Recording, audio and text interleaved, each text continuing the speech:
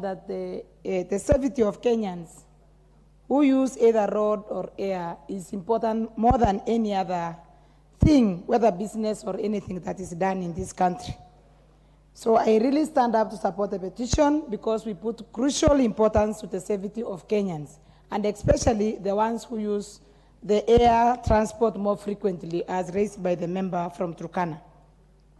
Madam Speaker, I once traveled with the Skywards to Turkana, and I want to confirm here that I was also so scared because of the noise that was coming up from the plane and the smoke.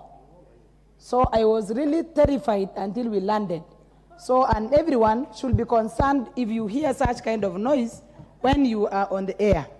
So, Madam Speaker, I think this is something important that needed to be looked at by the Transport Ministry and the Committee on Transport, because if it didn't happen, let us not wait for something bad to happen to Kenyans in this country, especially those who use the airline more frequently.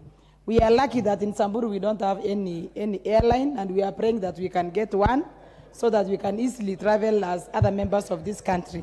So, Madam Speaker, I support the petition, and it's important to look at all the airlines, the regulations, the standards, so that Kenyans are not put into problems when they choose to use any kind of transport that will help them reach their families. Thank you, Madam Speaker, and I support the petition.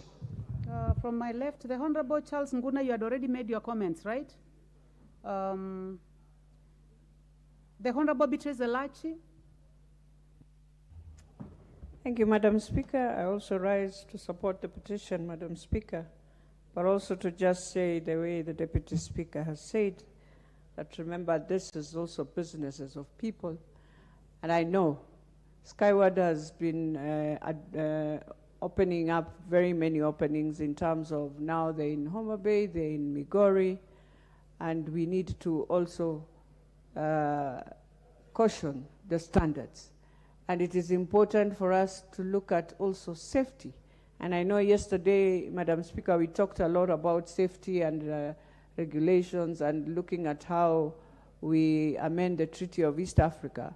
But more importantly, now let us start with our own domestic laws and our own domestic regulations on how we deal with domestic flights that fly within our country that we use quite often when we are flying in the western sides, in the eastern sides.